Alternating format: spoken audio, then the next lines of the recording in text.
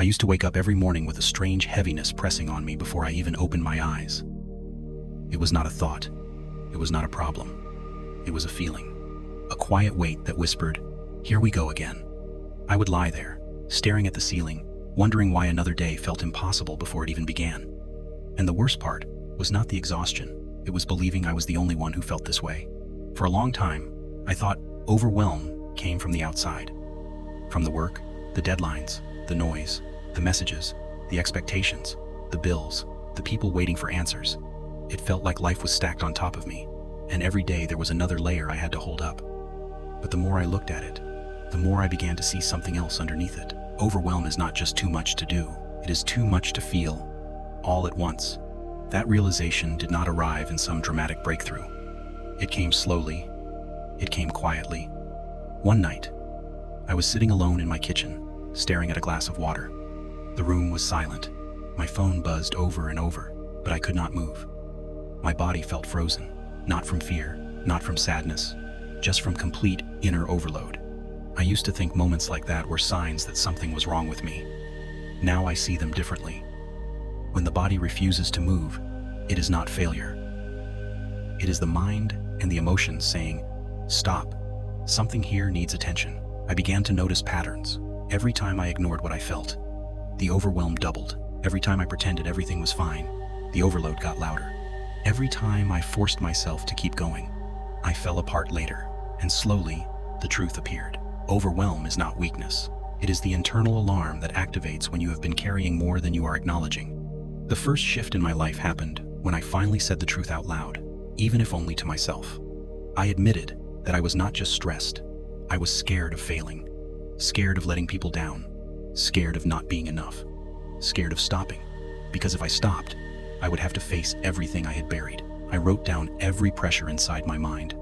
Not tasks, not chores, the real reasons. I realized I had been trying to please people who barely knew me, trying to maintain standards I never asked for, trying to hold an image of a person I was not anymore. It hit me that overwhelm was not coming from the world. It was coming from the version of myself I believed I had to be. There was another layer too, something subtle. Most days, I felt overwhelmed before anything even happened. That told me the problem was not the day. It was the story I woke up inside of. A story that said I was always behind. A story that said I was never enough. A story built from years of pressure and silence, not reality. One morning, half awake, I told myself something simple. Maybe I am overwhelmed because I never learned how to hear my own needs. That sentence changed the direction of my life. I stopped asking, "What do I have to do today?" and started asking, "What feeling have I been avoiding today?" Sometimes the answer was loneliness. Sometimes it was fear. Sometimes it was exhaustion, not of the body, but of pretending. The more honest I became, the lighter everything felt. I started with tiny choices.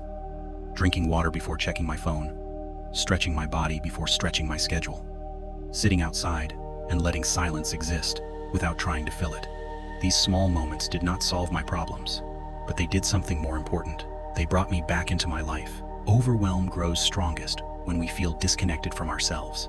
Once connection returns, even small pieces at a time, the weight begins to shift. I realized something else that changed me deeply. Most overwhelm comes from trying to control what you cannot control. My mind was constantly replaying old memories, trying to fix them. It was constantly jumping into the future, trying to stop every possible failure. That is not thinking. That is survival mode. And survival mode is exhausting. There was a day where I sat outside at sunrise, and I felt my heartbeat racing for no reason. My mind was already running through problems that did not even exist yet. That is when I understood something simple but powerful. I was overwhelmed because I was never fully here. I was always somewhere else in my head. And when you are never in the present, you never get to rest. The turning point came from a sentence I read. "You are closer to a breaking point than you think." It scared me because it felt true. But the next sentence changed everything. You are also closer to a breakthrough than you realize. Overwhelm is not just pressure. It is transformation in progress. It happens when the life you are living no longer fits the person you are becoming. I began to look at overwhelm differently. Instead of seeing it as a sign to push harder, I saw it as a sign to listen deeper. What was my mind trying to tell me? What emotion was I avoiding? What truth was I running from? I started letting myself rest before I was finished.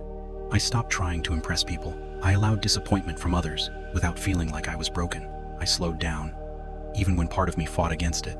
And little by little, the noise faded. Not because life became easier, but because I stopped fighting myself. Today, I still feel overwhelmed sometimes, but the meaning is different now. It is not a threat. It is feedback. It tells me when I am drifting away from who I really am. It tells me when the pressure is coming from someone else's expectations. It tells me when something inside me needs attention, not force. So, if you are overwhelmed right now, listen. Nothing is wrong with you. You are not behind. You are not weak.